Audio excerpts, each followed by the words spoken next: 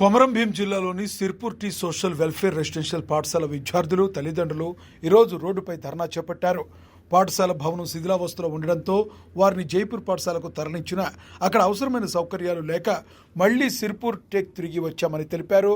సిర్పూర్ టేలోనే చదువుకునే అవకాశం కల్పించాలని విద్యార్థులు డిమాండ్ చేశారు. పరిస్థితి ఉద్రిక్తికరంగా మారడంతో తహసీల్దార్ రహీందీన్ సంఘటనా స్థలానికి చేరుకుని చర్చించారు.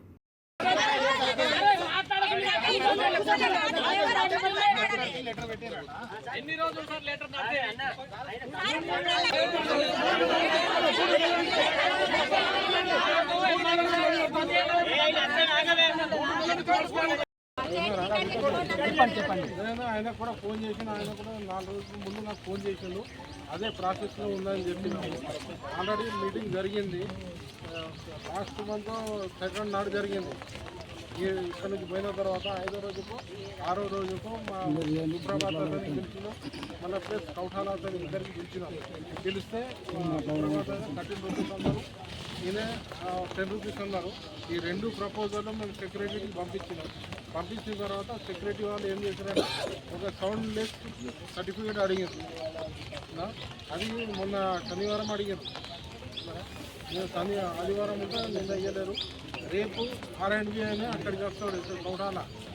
కౌటాలలో ఒక బిల్డింగ్ ఉన్నది. రేపు మార్నింగ్ 10:30కు ఆయన వస్తాడు. అక్కడ వచ్చి రేపు అది సౌండ్లెస్ సర్టిఫికేట్ ఇస్తే ఇక్కడిది మరియు అక్కడిది సూత్రాబాద్ది 2 అది రేపు నైట్ లేకుండా ఎల్లుండి, రేపు నైటే లేకుండా ఎల్లుండి కంపల్సరీ శాంక్షన్ చేస్తారు. ఒక్క నిమిషం మాట్లాడే సార్, ఇదే సార్ లేదంటలేను.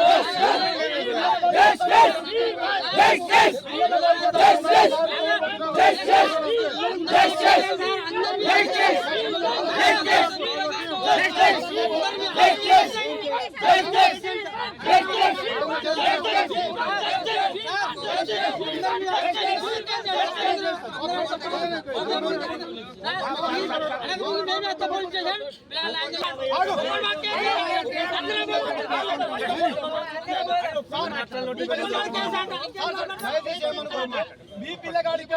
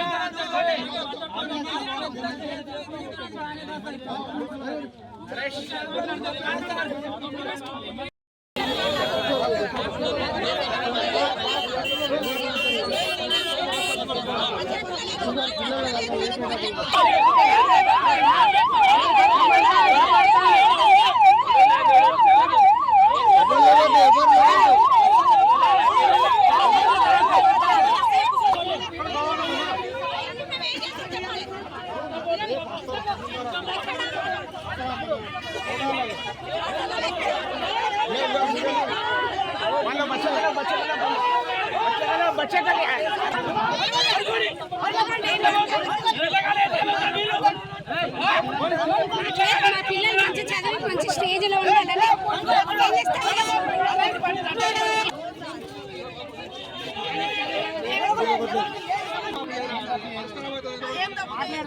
ఇక్కడ మాట్లాడదాం సార్. ఇట్లానే మాట్లాడదాం. మీరు హెల్ప్ చేయడానికి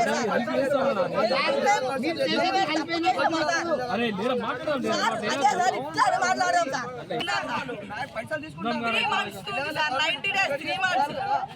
మీరు ఒక్క రోజుకే 1 hour నుంచే 2 hours నుంచే ఇంత ఎమర్జెన్సీ ఉంది. ఒక అంబులెన్స్ కి అంత ఎమర్జెన్సీ ఉంది. మాకు ఎమర్జెన్సీ లేదా సార్?